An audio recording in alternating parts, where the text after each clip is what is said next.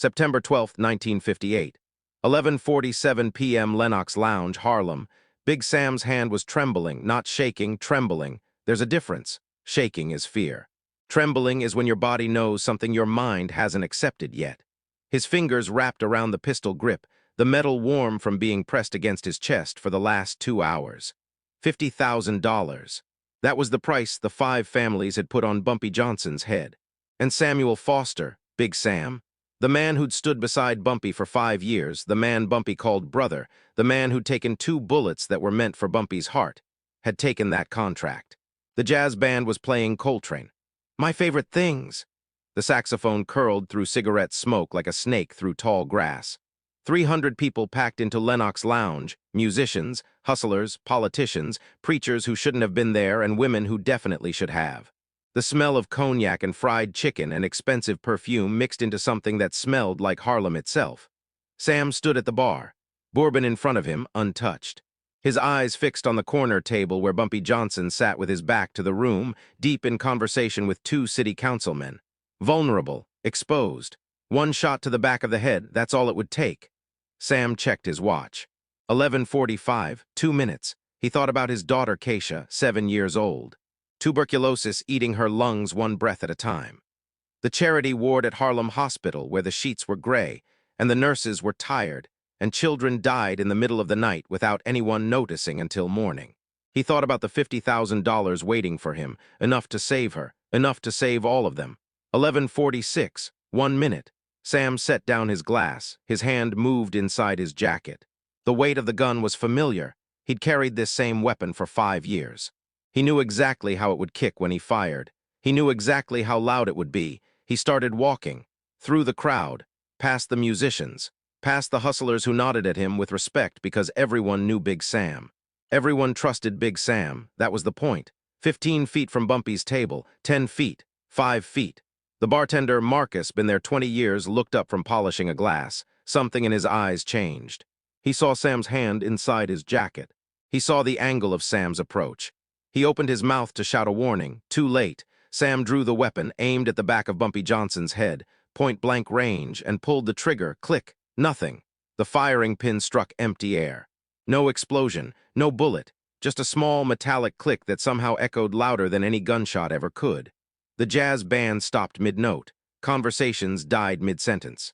300 people turned to stare at Big Sam, standing there with a useless gun in his trembling hand, and Bumpy Johnson sitting perfectly still, not even flinching. Slowly, so slowly it seemed to take hours, Bumpy picked up his cognac glass, took a sip, set it down gently on the white tablecloth, and then he turned around. He looked at Sam, just looked at him. And in that look was something far more terrifying than anger. It was disappointment. I've been counting on you, Bumpy said quietly. 5 words, that's all. But those 5 words hit Sam harder than any bullet ever could. Because in that moment, standing there with 300 witnesses staring at him, Sam understood something that turned his blood to ice. Bumpy had known, he'd known everything, the approach from the Italians, the $50,000, the plan, all of it. And instead of killing Sam, instead of having him disappeared into the East River like anyone else would have done, Bumpy had let him walk into this room. Let him pull that trigger. Let him reveal himself as a traitor in front of the entire community. But here's what nobody knew that night. What the history books will never tell you, the story of how Bumpy Johnson found out about the contract goes back 3 weeks. And what he did in those 3 weeks didn't just save his life. It changed the rules of power in Harlem forever. But to understand that, you need to understand who Bumpy Johnson really was.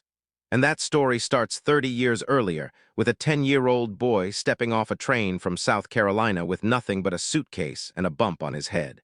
Charleston, South Carolina, 1915. Ellsworth Raymond Johnson was born with a dent in his skull. Some kind of birth defect, the doctors couldn't explain it. Just a small depression on the back of his head that would give him his name, and in some ways, his destiny. His mother, Margaret, worked as a domestic servant for white families who paid her barely enough to survive. His father was gone before Ellsworth was old enough to remember his face. By 1919, Margaret had saved enough to move north. The Great Migration was pulling black families out of the South like a tide, and Harlem was the promised land. When young Ellsworth stepped onto 125th Street for the first time, he looked up at the brownstones, the jazz clubs, the black-owned businesses.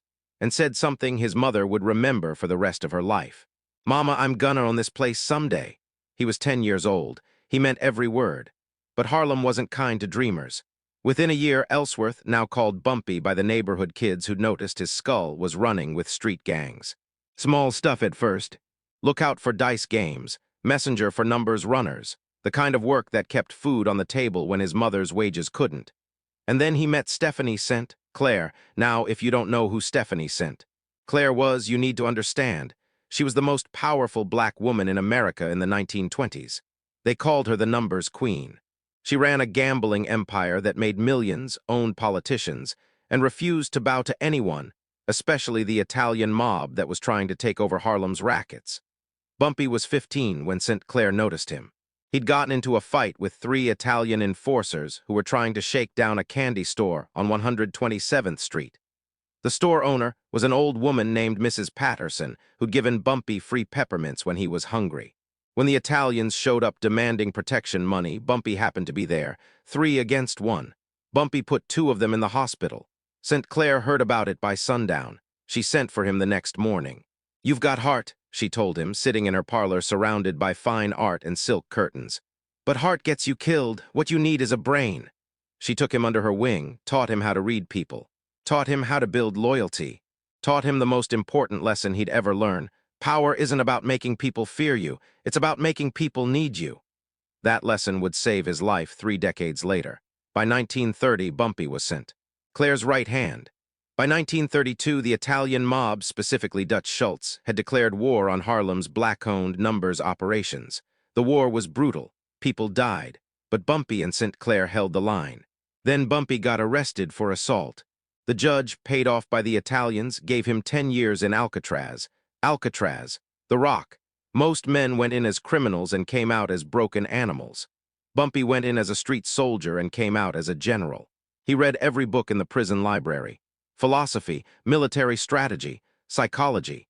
He studied chess for hours every day, playing against himself, learning to see 10 moves ahead. When other inmates fought over respect, Bumpy made allies. He shared food with men who had nothing. He protected the weak from the predators. By the time he left in 1936, he had more loyal soldiers inside Alcatraz than some mob bosses had on the streets. When he returned to Harlem, everything had changed. Stephanie Sent. Claire had been pushed to the margins.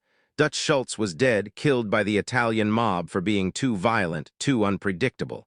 And the Italians now controlled most of Harlem's rackets. Most, but not all. Bumpy took what St. Clair had left and rebuilt. But he did it differently than anyone expected. He didn't wage war, he waged peace. When a family couldn't pay rent, Bumpy paid it. When the police harassed black businesses, Bumpy made phone calls that made the harassment stop. When children needed school clothes, when widows needed groceries, when old men needed medicine, Bumpy provided. The community didn't just respect him, they protected him. And that protection was worth more than any army. By 1958, Bumpy Johnson was the undisputed king of Harlem. The Italian mob had tried everything to dethrone him. Force didn't work, Bumpy sent their enforcers back in ambulances. Money didn't work, Bumpy couldn't be bought. Politics didn't work, Bumpy had better connections. They were running out of options, and desperate men, as Bumpy knew better than anyone, make dangerous decisions. August 1958. Manhattan, a private room in a restaurant in Little Italy. The 5 families sent their representatives. Frank Costello, the Prime Minister of the underworld, presiding. Vito Genovese, brutal and ambitious. Carlo Gambino, quiet and calculating. And 24 lieutenants and capos, all focused on a single problem. The Bumpy Johnson problem, Costello called it. "We've tried everything," Costello said, his voice cold and flat. "Force, money, politics. This man is untouchable." "Then we make him touchable," Gambino said quietly. It was the first time he'd spoken all meeting. "We find the one person he trusts completely, and we turn them." Silence around the table. Then someone mentioned a name. Big Sam Foster. Costello nodded slowly. "Who handles the approach?" Genovese smiled.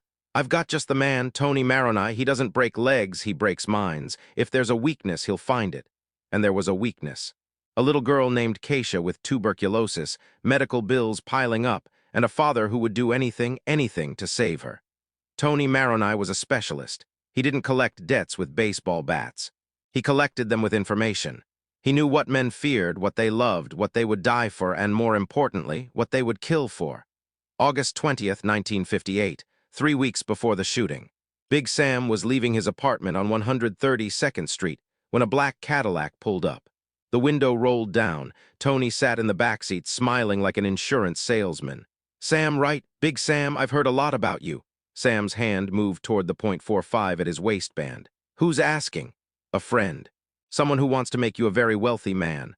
Tony gestured to the empty seat. "5 minutes. Hear me out. If you don't like what I say, you walk away. No hard feelings." Sam should have walked away. Every instinct told him to walk away. But he had a daughter who couldn't breathe without coughing blood, and curiosity is a dangerous thing when you're desperate. He got in the car. Tony didn't waste time. He opened a briefcase. Inside were neat stacks of $100 bills. $50,000, enough to pay every medical bill, enough to move your family somewhere safe, somewhere clean where your daughter can breathe, enough to become someone else entirely. "For what?" Sam asked, though he already knew the answer. "One bullet, one moment. September 12th. Lenox Lounge. Bumpy will be there like he always is on Friday nights. You wait until he's distracted. One shot to the back of the head. Quick, clean, then you disappear. We have a car waiting. New identities for your whole family. By morning, you'll be in Miami. By next week, you'll be ghosts." Sam stared at the money. $50,000, his daughter's life, his family's future. All for one trigger pull against a man who called him brother. "And if I say no?" Tony's smile vanished. "Then your daughter dies slowly in that charity ward. Then you keep working for Bumpy, watching your back every day, knowing that eventually someone else will take this deal. Because that's how this life ends, Sam. You know it. I know it. The only question is whether you die poor or die rich." Sam got out of the car, but the briefcase stayed on the seat, open, visible, tempting. 3 sleepless nights later, Sam made his decision. He called the number Tony had left. "I'm in." What Sam didn't know, what Tony didn't know, what the entire Italian mob didn't know, was that Bumpy Johnson had been watching from the moment that Cadillac turned onto 132nd Street. Bumpy Johnson didn't survive 30 years in Harlem by trusting people. He survived by knowing people. And he knew that every man has a price. Every man has a weakness. Every man, eventually, can be turned. That's why he had eyes everywhere. Shoeshine boys who worked outside Italian social clubs. Janitors who cleaned police precincts. Bartenders who heard drunk men confess their secrets. Cab drivers who listened to backseat conversations, and a parking attendant named Jerome who happened to be working the corner of 132nd Street when a black Cadillac with New Jersey plates pulled up outside Big Sam's apartment. 2 hours after Sam got out of that car, Jerome was sitting in Bumpy's office above Small's Paradise Jazz Club. "Tony Maroney's car," Jerome said, "parked outside Big Sam's place this morning. Sam got in, stayed 5 minutes, got out." Bumpy looked at Jerome for a long moment. Then he opened his desk drawer, pulled out $500, and slid it across the desk. "You didn't see anything. You weren't there. Understand?" "Yes, sir, Mr. Johnson." After Jerome left, Bumpy sat alone in the gathering darkness. On his desk was a chess set, the same one he'd learned on in Alcatraz. He picked up a knight, turned it over in his fingers, set it back down. Most men in Bumpy's position would have killed Sam immediately. One phone call, a body in the river. Problem solved, but Bumpy understood something that most men didn't. Killing Sam would solve nothing. The Italians would just find someone else. Another bodyguard, another lieutenant, another desperate man with bills to pay. The cycle would continue forever, unless Bumpy ended it forever. Over the next 3 days, Bumpy watched Sam carefully. He saw the sleepless eyes, the trembling hands. The way Sam looked at him, sometimes guilt mixed with something that might have been grief. And Bumpy made a decision that would change everything. He wouldn't kill Sam, he would use him. Victor Chen was the best gunsmith in Brooklyn. 60 years old, Hong Kong-born, hands steady as stone. He'd been modifying firearms for Bumpy for 15 years, ever since Bumpy saved his shop from Italian extortion. When Bumpy showed up at Victor's workshop with an unusual request, Victor didn't ask questions. "I need a gun that doesn't work, a .38 special. Same weight, same feel as the real thing, but when you pull the trigger, nothing, just a click." Victor studied Bumpy's face. "This is for something important. The most important thing I've ever done." 3 days later, Victor delivered a masterpiece. A modified .38 that was indistinguishable from Sam's service weapon. Same scratches on the barrel. Same worn grip. But the firing mechanism had been completely removed. It would never fire a bullet, not ever. Now came the hard part. September 8th, 4 days before the hit, Bumpy called Sam into his office. "I need you to pick up an envelope from a contact in the Bronx. Important business. Don't come back until you have it." The errand would take 3 hours minimum. Plenty of time. While Sam was gone, Bumpy and his most trusted associate, a man named Illinois Gordon who'd been with Bumpy since 1945, drove to Sam's apartment building. They climbed the back stairs, picked the lock, entered the apartment where Sam's family lived, where his children slept, where photographs of Sam and Bumpy stood on the mantelpiece. Illinois found the gun in a shoebox under the bed, exactly where Bumpy knew it would be. Bumpy held Sam's real gun in his hand for a long moment. Heavy, loaded.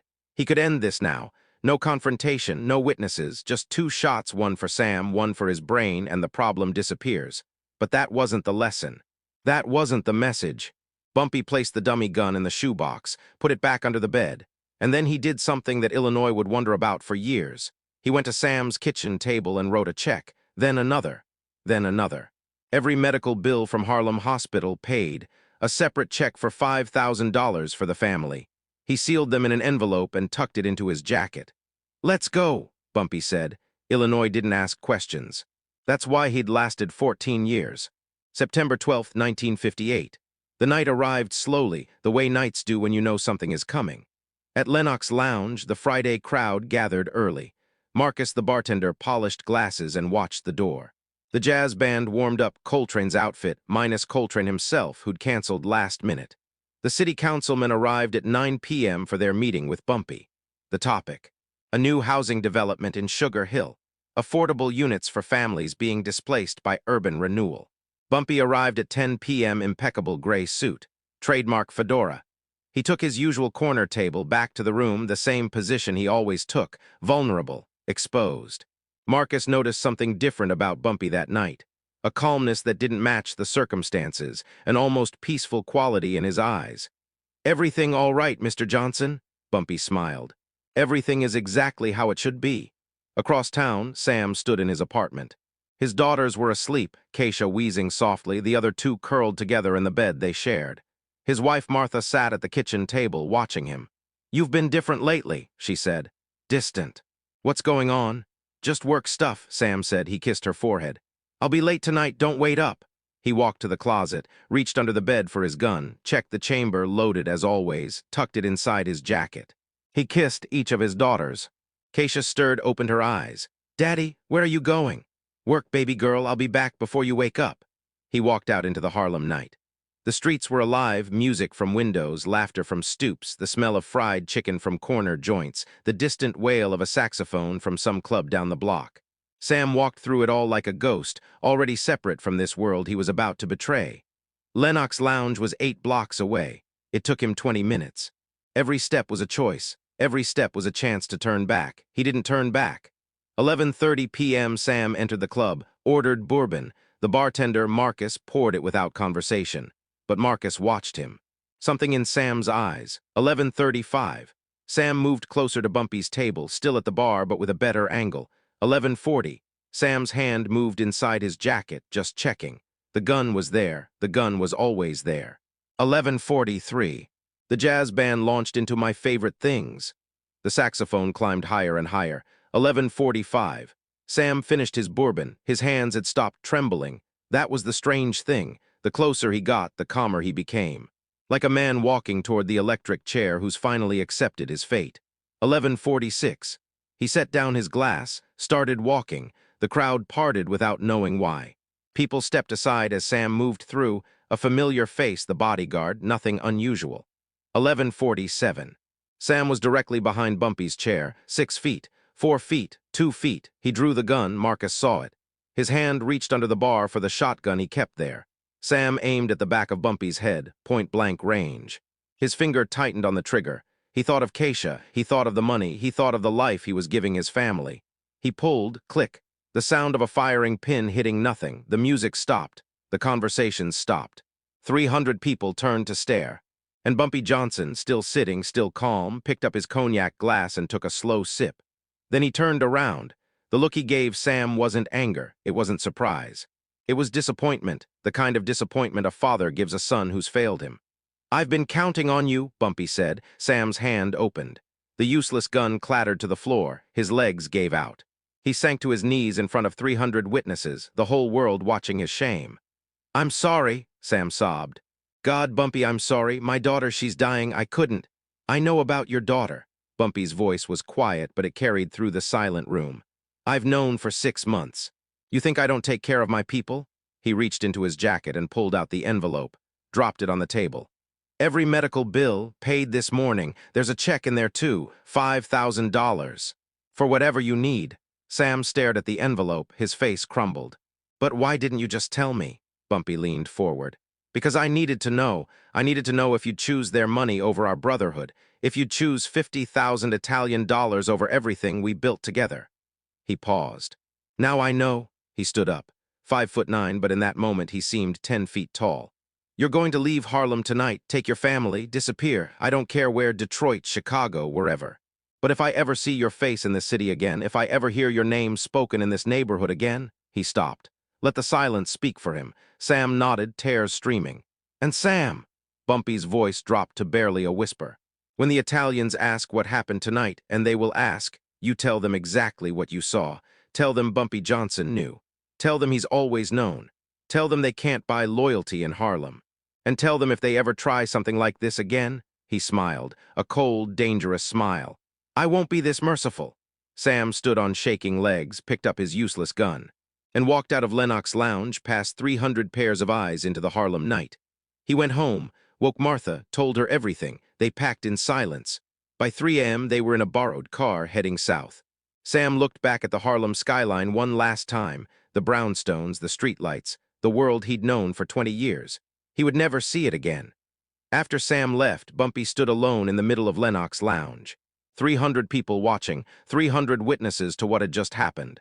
"Let me make something clear," he said, his voice carrying to every corner. "The Italians think they can buy us. They think they can divide us. They think they can take Harlem because we're poor, because we're black, because we don't matter to anyone." He picked up his cognac glass. "They're wrong. Harlem isn't for sale. It never was. It never will be. And anyone who thinks they can walk into my neighborhood and buy my people is going to learn what Big Sam just learned." He raised his glass. "To Harlem, and to loyalty that can't be bought." 300 glasses went up. To Harlem, the jazz band started playing again.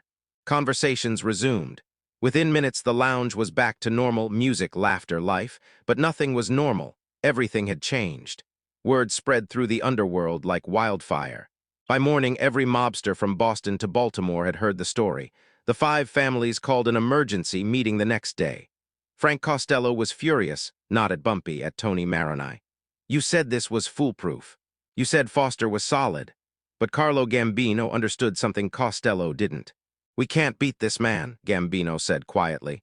"Force didn't work, money didn't work, turning his own people didn't work. Every time we move against him, he's already 3 moves ahead." "So what do we do?" Genovese demanded. Gambino lit a cigar, let the smoke curl toward the ceiling. "We leave Harlem alone. We focus on Brooklyn, Queens, the Bronx. But Harlem belongs to Bumpy Johnson, and trying to take it from him costs more than it's worth." It was the first time the 5 families had ever backed down from a territorial dispute without a single shot fired. But they had no choice. Bumpy Johnson had proven something that night that transcended gangster politics. He wasn't just muscle. He wasn't just money. He was a chess player who saw 10 moves ahead, who turned an assassination attempt into a recruitment advertisement for loyalty. You don't play chess with a grandmaster unless you're ready to lose. The story of Big Sam's betrayal became legend in Harlem. In the barbershops, they told it one way, focused on Sam's shame, on the click of the empty gun, on the look on his face when he realized he'd been played. In the churches, they told it another way, focused on Bumpy's mercy, on the paid medical bills, on the check that saved a dying child even after her father committed the ultimate betrayal. In the jazz clubs, they just laughed and shook their heads. "You can't fool Bumpy Johnson. Man's got eyes in the back of his head." The Sugar Hill housing project got approved 3 weeks later. The councilmen at Lenox Lounge that night made sure of it. 600 families would eventually live there. Families who would never know that the project happened because Bumpy Johnson took a meeting on the same night. Someone tried to kill him. Marcus the bartender told the story to every customer for the next 30 years. It never got old. It always got the same reaction, disbelief, then awe, then quiet respect. Illinois Gordon never spoke about his role. He never told anyone about the apartment, the dummy gun, the checks Bumpy wrote at Sam's kitchen table. That was the difference between Sam and Illinois. Sam was loyal until it cost him something. Illinois was loyal, period. And somewhere in Detroit, a man named Samuel Foster worked construction, kept his head down, told no one who he used to be. His daughter Keisha survived, the treatments worked, the lung damage healed, she grew up healthy and strong. She never knew that the man who saved her life was the same man her father tried to kill. Sam carried that weight for the rest of his days. Bumpy Johnson lived another 10 years after that night. The 1960s brought changes to Harlem, the civil rights movement, a new generation of activists, new drugs that Bumpy refused to touch. "Heroin destroys families," he told his lieutenants. "I won't be part of that." His health declined. His heart, weakened by years of stress and cognac, began to fail. He spent more time at Lenox Lounge, less time on the streets. The new generation respected him, but didn't fully understand him. To them, he was a relic, a reminder of an older, slower way of doing things. On July 7, 1968, Bumpy Johnson sat at his usual corner table. The same table where 10 years earlier he'd faced down Big Sam and taught Harlem a lesson about loyalty. He ordered cognac, took a sip, and his heart simply stopped. He died in the same room where he'd proven that a man's greatest weapon isn't a gun, it's knowing what's coming before your enemy does. His funeral drew thousands. Politicians, musicians, hustlers, preachers, ordinary people who remembered what Bumpy had done for them over 40 years. The 5 families sent flowers. The largest wreath came with no card, but everyone knew who sent it.